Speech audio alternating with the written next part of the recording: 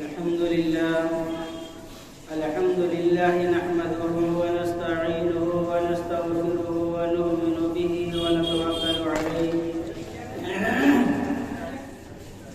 ونعوذ بالله من شرور أنفسنا ومن سيئات أعمالنا من يهده الله فلا مضل له ومن يضلل فلا هادي له ونشهد أن لا إله إلا الله وحده لا شريك له وأشهد أن محمدا عبده ورسوله قال الله تبارك وتعالى في كتابه العظيم ولا تقل لهما أف ولا تنهرهما وقل لهما قولا كريما قال النبي صلى الله عليه وسلم رضا ربي رضا الوالد سخط ربي وسخط الوالد أو كما قال عليه الصلاة والسلام سبحان ربك رب العزة عما يصفون وسلام على المرسلين والحمد لله رب العالمين. میرے محترم بزرگوں اور دوستوں، کسی نے کہا ہے نہ بیٹا رہے گا نہ بیٹی رہے گی، نہ بیٹا رہے گا نہ بیٹی رہے گی، اکیلے قبر میں تو لیٹا رہے گا، چھوٹی تجھ سے دنیا کی ہر مال و دولت، چھوٹی تجھ سے دنیا کی ہر مال و دولت، کہ 2 گز کفن میں تو لپیٹا رہے گا، جگہ جی لگانے کی یہ دنیا نہیں ہے، جگہ جی لگانے کی یہ دنیا نہیں ہے، یہ عبرت کی جا ہے تماشا نہیں ہے. یہاں کچھ دنوں کے لیے آدمی آیا، یہاں سے جانا ہے، اس میں عبرت حاصل کرنا. یہ نہ سمجھ کہ اللہ نے، یہ نہ سمجھ کہ میرے پاس گاڑی ہے، بنگلہ ہے، میرے پاس اچھی نوکری ہے، یہ سب میری محنت کا پھل ہے. یہ نہ سمجھ، اس رب کریم نے دیا ہے جس نے تجھے پیدا کیا ہے. اگر یہ سب چلا جائے، اور میرا رب اس بات پر بھی قادر ہے، اس نے ہزاروں بادشاہوں سے سڑک پہ کھڑے ہو کر بھیک منگوا دی، لیکن اس سے کوئی پوچھنے والا نہیں ہے. ہمارے تمہارے کیا حیثیت ہے؟ ایسا آدمی جو ودیش کے اندر کام کرنے والا، محنت کرنے والا، اور وہاں اس کی پراپرٹی، اچھا مکان، اچھی چیزیں، ہر چیز کی آشائش اور آرام وہاں موجود تھا، آج وہ آدمی یہاں آ کر وہ بھیک مانگنے کے لیے مجبور ہو گئے. تو میرے دوستو، یہ دنیا کی زندگی ہے، اس پر گھمنڈ نہ کرنا چاہیے. میں نے ایک آیت کریمہ اور ایک حدیث آپ کے سامنے پیش کی ہے، جس میں رب کریم نے فرمایا اپنے والد کو تم اف نہ کہو، ہلکا سے بھی نہ جھڑکو، ان کو ڈانٹ ڈپٹ نہ کرو، ان کو پریشان نہ کرو، ان کو تکلیف نہ دو، ان کو گالی گلوچ نہ کرو. گالی گلوچ کرنا یا آنکھیں دکھانا، ڈانٹنا تو دور کی بات ہے. اللہ تعالیٰ نے فرمایا وَلَا تَقُلْ لَهُمْ اُفٍّ. عربی کے اندر اف کہتے ہیں جو ناخن کے اندر میل رہتا ہے، کہ اس کے برابر بھی اپنے والد کو تکلیف نہ پہنچاؤ. ناخن کے اندر جو میل ہوتا ہے، اس کے برابر بھی اپنے والد کو پریشان نہ کرو. اور فرمایا ان سے نرمی کے ساتھ بات کرو، نرمی کے ساتھ تکلم کرو، نرمی کے اچھے برتاؤ ان سے کرو. جو آدمی، جو شخص اپنے ماں باپ کے ساتھ اچھا سلوک نہ کرے، پھر کس کے ساتھ کرے؟ پھر ماں باپ سے زیادہ کسی نے اس پر احسان نہیں کیا. سب سے زیادہ ہم پر اگر کسی کا احسان ہے اللہ کے بعد تو ماں باپ کا احسان ہے. اور جہاں جہاں اللہ تعالیٰ نے ذکر فرمایا اپنی نماز کے بارے میں، اپنے احسان کے بارے میں، اپنی عبادتوں کے بارے میں فرمایا وَبِالْوَالِدَيْنِ احسانا، والدین کے ساتھ بھی احسان کرتا رہے. آج کا نوجوان پوچھتا ہے اپنے باپ سے کہ تو نے میرے لیے کیا کیا ہے؟ بھئی آج کا جو ماحول ہے وہی ہے نا، کہ بچہ جوان ہو گیا، کچھ کمانے لگا، اب پوچھتا ہے اپنے باپ سے تو نے میرے لیے کیا کیا ہے؟ عباس نے محنت کی، مشقت جھیلی، دھوپ اور تکلیف میں رہ کر، سردی کے موسم میں رہ کر اپنے بچے کو پالا ہے۔ وہی بچہ پوچھتا ہے کہ تو نے میرے لیے کیا کیا؟ میں اسی کو بیان کر رہا ہوں جو ہمارے ماحول کے اندر چل رہا ہے کہ ہمارا بچہ ہم سے پوچھتا ہے کیا کیا؟ اللہ تعالیٰ فرماتا ہے وہ ظالم اپنی زبان بند کر لے، اگر میرا غضب تجھ پر نازل ہوگا یہی زمین کے اندر دھس جائے گا۔ تو یہ پوچھتا ہے اپنے باپ سے، میرا باپ تو نے میرے لیے کیا کیا؟ اور میرے بھائی اپنے نام کے ساتھ اگر تیرا باپ نے اپنا نام نہ لگائے تو لوگ تجھے حرامی کہہ کے پکارتے نہیں پکارتے؟ اگر کوئی عورت لڑکی زنا کر لے، اس سے جو بچہ پیدا ہوتا ہے وہ حرامی ہوتا ہے، ولد زنا ہوتا ہے۔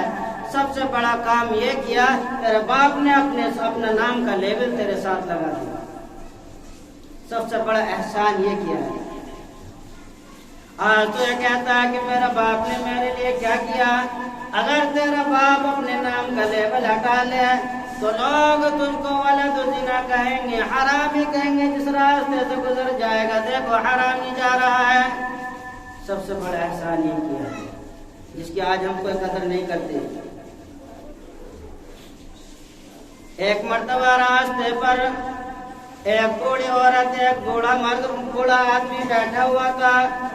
ایک آدمی نوجوان لڑکا ان کے پاس سے گزرا اور پہچان کر کہنے لگا، کیا تم وہی آدمی ہو جن لوگوں کے پاس میری ماں کے پیسے ادھار لینے جایا کرتی تھی؟ اور یہ بوڑھی عورت کہہ دیتی، بیوی اگر تیرے پاس پیسے ہو تو دے دینا ورنہ نہیں دینا۔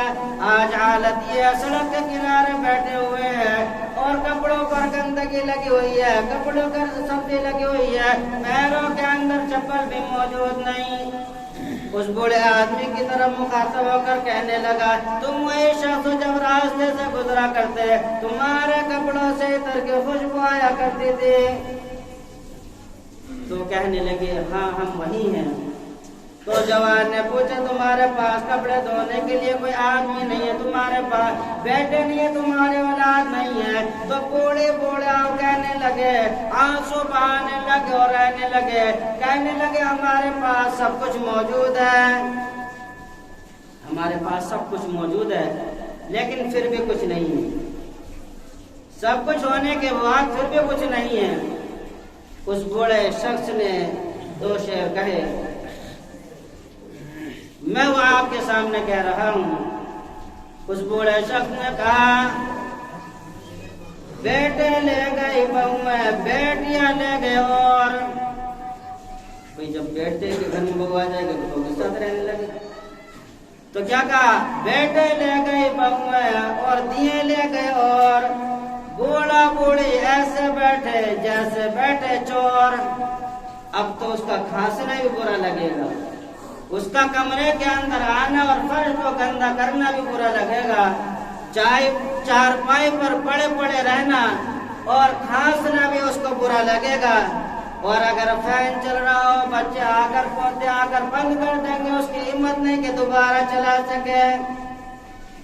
اس کا تھوکنا اتنا خطرناک ہو گیا، بیوی گھر کے اندر موجود ہے، بہو گھر کے اندر موجود ہے، اور سسر چارپائی پر پڑا ہوا ہے اور کھانس رہا ہے، تو بہو کہتی ہے کہ کھل کھل کھڑا پڑا ہوا کرتا رہتا ہے، پتہ نہ کب جا کر بلا ٹلے گی۔ ہائے ہائے میرے دوستو، جس چیز کو ہمیں رحمت سمجھنا چاہیے تو آج ہم نے اس کو بلا اور پریشانی سمجھی، اور جو کام ہمیں کرنے چاہیے تو ہم نے ان سے منہ پھیر لیا۔ یہ زندگی نہیں ہے میرے دوست۔ اپنے والدین کی قدر کرو، اپنے ماں باپ کی قدر کرو، اپنے پڑوسیوں اور رشتہ داروں کی قدر کرو، اپنے غریبوں کی قدر کرو، تو انشاءاللہ زندگی کے اندر جینے کا مزہ آ جائے گا۔ آج کبھی ہم نے سوچا ہمارے کاروبار میں برکت کیوں نہیں، ہمارے بزنس کے اندر برکت کیوں نہیں، ہمارے کمائی کے اندر برکت کیوں نہیں؟ میرے دوستوں، میں نے خود تجربہ کیا، جتنی آپ کی آمدنی ہے اس آمدنی کے آنے سے پہلے اللہ کے دربار میں تم لوگ آتے ہو، نماز ادا کرنے کے لیے بھی آتے ہو نماز کے بعد ہاتھ پھیلا کر دعا کر دینا کہ اللہ میرے تنخواہ آنے والی ہے اس کے اندر برکت ڈال دے، انشاءاللہ 100% اس کے اندر برکت ہوگی نہیں ہوگی؟ کس کی تنخواہ میں ہوگی؟ جو مانگے. ہمارے پاس وقت ہی نہیں مانگنے کا. نماز پڑھے 2 رکعت اور نکلنا شروع کر دیا. اگر یہی نہیں مانگ سکتے اپنے گھر کے اندر مانگو، اپنے بستروں پر مانگو، اپنی ڈیوٹی کے لیے نکلتے ہو اپنے گھر کے اندر اللہ سے مانگتے ہوئے نکلو کہ حلال روزی دینا، حرام روزی ہمیں نہ دینا. جب ہم شام کو گھر واپس آئے تو اس حال میں آئے کسی کا ہم نے دل نہ دکھایا ہو، کسی کا مال اور پیسہ نہ چھینا ہو، کسی کو تکلیف نہ پہنچائی ہو. گھر اس حال میں واپس آنا. میرے دوستو یاد رکھو، اگر صرف اپنی زندگی جیتے رہے، اپنی زندگی میں منہمک اور مشغول رہے تو یاد رکھنا تمہاری زندگی تو گزر جائے گی اور جو اصل مزہ زندگی کا وہ نہیں ملے گا. ایک شعر آپ نے سنا تھا، نہ بیٹا رہے گا نہ بیٹی رہے گی، اکیلے قبر میں تو لیٹا رہے گا.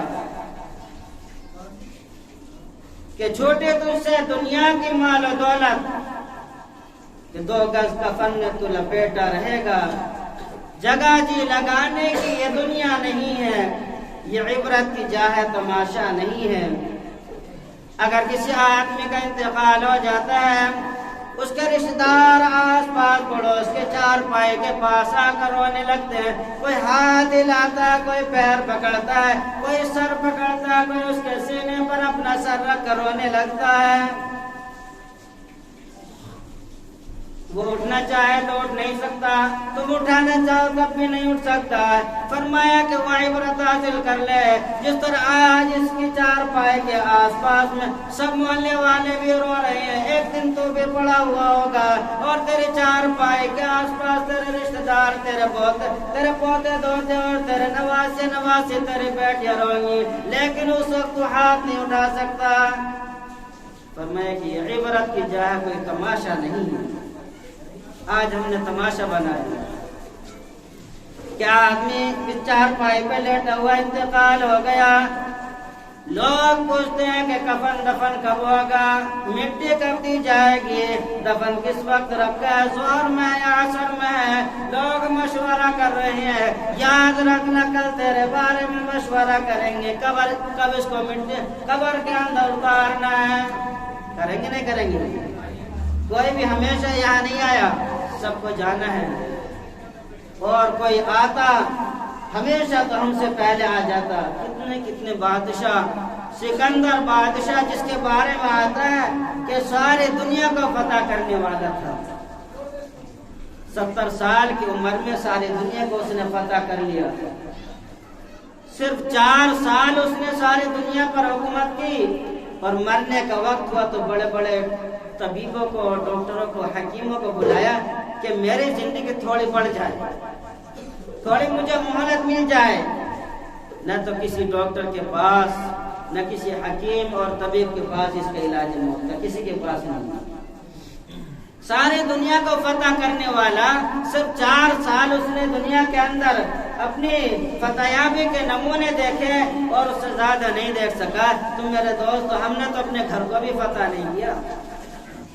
ہمارے گھر کے ماحول الگ ہیں، ہماری زندگی کے ماحول الگ ہیں.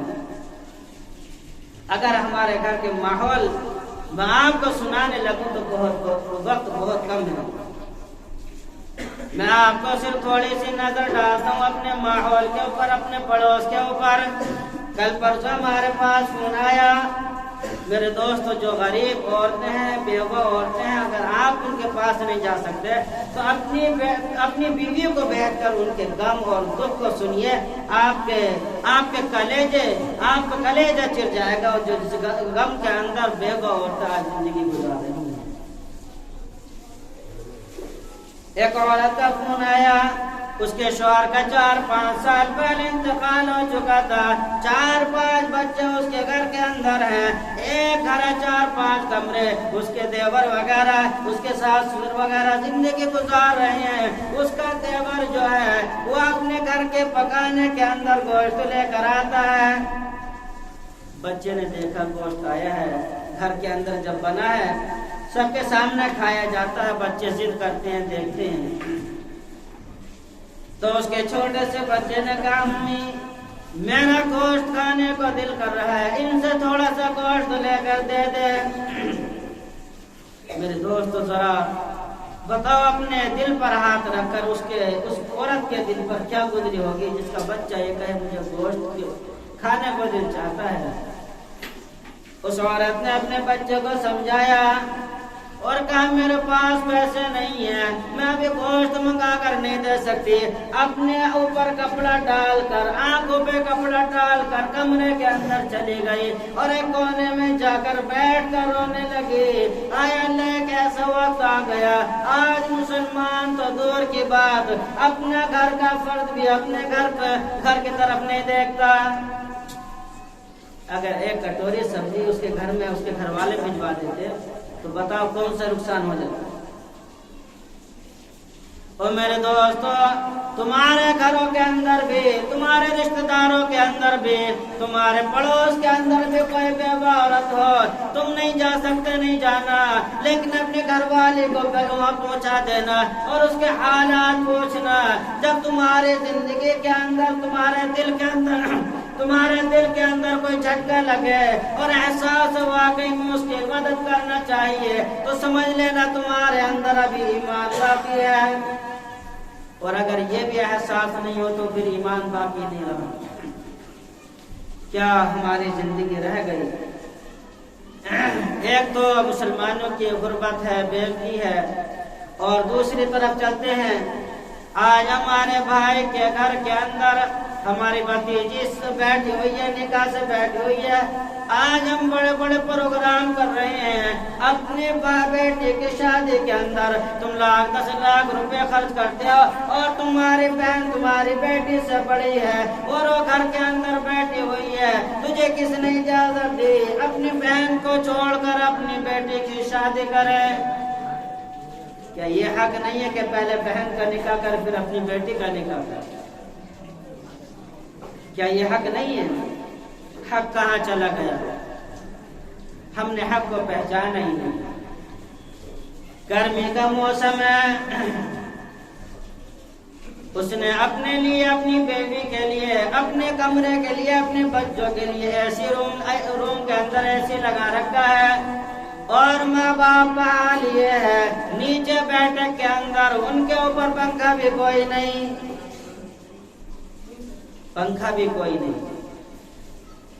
اگر اس حالت کے اندر تو اپنے باپ کے ہاتھ کو پکڑ کر ایسی روم میں لے جا اور کہتے اے میرے ابا و میری اماں اس روم کے اندر تم بیٹھ کر تھوڑا سا وقت گزار لو، مجھے خوشی ہوگی، میرے دل کو خوشی ہوگی، تو یاد رکھنا قبر کے اندر وہ سکون ملے گا جو ایسے کے اندر سکون نہیں ملے گا، جو سکون ایسی میں نہیں ملے گا وہ قبر کو آپ کے اندر ملے گا۔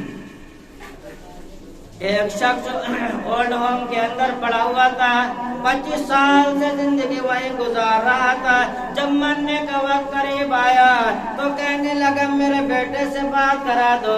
اس نے جو وہاں کا گارڈن تھا اور جو گائیڈ کرنے والا تھا اس نے اس کے بیٹے سے بات کرائی، اس نے اپنے بیٹے سے کہا او ظالم میرا مرنے کا وقت قریب آیا، ایک مرتبہ مجھ سے مل لے، میں دنیا سے جا رہا ہوں۔ جب بیٹے نے باپ کی بات سنی تو بہت جلدی دوڑتا ہوا اولڈ ہوم پہنچا اور کہنے لگا ابا جی چلیے گھر ہی مرنا۔ وہ کہنے لگا 25 سال میں نے اس کمرے کے اندر گزار دیے، میرا دل چاہتا ہے میں یہیں سے دنیا سے رخصت ہوں، گھر جانے کی ضرورت نہیں۔ وہ کہنے لگا میری ایک تمنا ہے، میری ایک خواہش ہے، وہ پوری کر دے۔ وہ بیٹا سر پکڑ کر پوچھنے لگا کہ 25 سال گزار دے، کبھی کوئی خواہش ظاہر نہیں کی، اب دنیا سے جا رہا ہے اور خواہش ظاہر کر رہا ہے۔ پوچھو کون سی خواہش ہے؟ اس نے اپنے بیٹے سے کہا بیٹے اس کمرے کے اندر پنکھا لگوا دے۔ پھر وہ اپنے سر کو پکڑ کر بیٹا بیٹھ گیا اور کہنے لگا ابا جان تم دنیا سے رخصت ہو رہے ہو اور پنکھا یہاں لگوا رہے ہو۔ اس کا باپ اپنے بیٹے کے سر پر اس نے ہاتھ رکھا اور کہنے لگا بیٹے میں نے تو 25 سال اس کمرے کے اندر بغیر پنکھے کے گزار دیے، یہ پنکھا اپنے لیے نہیں بلکہ تیرے لیے لگوا رہا ہوں۔ جب تو بوڑھا ہو جائے گا تیری اولاد اس کمرے کے اندر ڈال کر جائے گی تو تجھ سے بغیر پنکھے کے نہیں روکا جائے گا، یہ انتظام تیرے لیے کر رہا ہوں۔ دیکھیے ماں باپ ہی ہوتے ہیں، چاہے آپ ان کو کتنا دکھ دے دیں، اور ان کے لیے اولاد ہوتی ہے چاہے وہ کتنی خراب اور نکمی نکل جائے۔ تو اللہ تعالی نے ہم سب کو اگر ماں باپ بھی ہیں زندہ ہیں تو ان کی خدمت کرو، اور اگر گزر گئے تو ان کے لیے استغفار کرو اور دعا کرو جو کوتاہیاں ہوئی ہیں۔ اللہ تعالی ہم سب کی والدین کی طرف سے یا ہمارے طرف سے ہمارے والدین کو جو کوتاہیاں پہنچی ہیں اللہ تعالیٰ درگزر فرمائے، ان کے لیے زیادہ سے زیادہ استغفار کریں۔ آج ہماری حالت کیا ہے؟ آج ہماری حالت بہت ہی خراب ہو چکی ہے میرے دوست۔ آج ہمیں سنوارنے کی ضرورت ہے، بنانے کی ضرورت ہے، ورنہ موت کا کوئی بھروسہ نہیں کہ پتہ نہیں کہاں موت آ جائے اور چل بسے۔ نہ تو مسجد کا پتہ، نہ راستے کا پتہ، نہ سڑک کا پتہ، نہ کمرے کا پتہ، نہ بیٹھ کر چارپائی کا پتہ۔ جب موت کا فرشتہ آئے گا لے کر چلا جائے گا، نہ تو اپنے رشتہ دار سے بولنے کی اجازت ملے گی، نہ تھوڑا آگے پیچھے ہونے کی اجازت ملے گی۔ کتنے آدمی کو آپ نے سنا کہ رات کو سوئے صبح کو مردے اٹھے، ابھی نماز پڑھ کے گئے تھے گھر جا کر انتقال ہو گیا، ابھی وضو کر رہے تھے مسجد میں، وضو کرتے کرتے انتقال ہو گیا۔ میرے دوستو کچھ پتہ نہیں ہے موت کا، نہ میری موت کا پتہ نہ آپ کی موت کا پتہ۔ آپ کو بھی قبر میں جانا ہے، مجھے بھی قبر میں جانا ہے، تو دنیا سے اس حال میں رخصت ہونا، کسی کا دل نہیں دکھانا، کسی کو تکلیف نہیں پہنچانا۔ اور ایک بات اور کہہ دوں، ایک عالم نے کہی ہے، بہت بڑے اللہ والے بزرگ ہیں، اگر کسی بھوکے آدمی کے پیٹ میں ایک لقمہ آپ نے پہنچا دیا تو 1000 مسجد تعمیر کرنے سے بہتر اور افضل ہے۔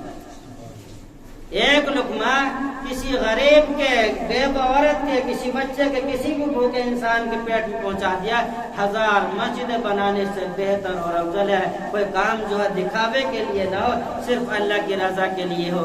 اللہ تعالیٰ مجھے اور سب کو کہنے سننے سے زیادہ عمل کرنے کی توفیق مرحمت فرمائے، اور ہم سبھی کے دلوں کو نرم فرمائے، دلوں کی سختیاں جو ہے دور فرمائے، اور مسلمانوں میں آپس میں اتحاد اور اتفاق پیدا فرمائے۔ آمین وما علینا الا البلاغ۔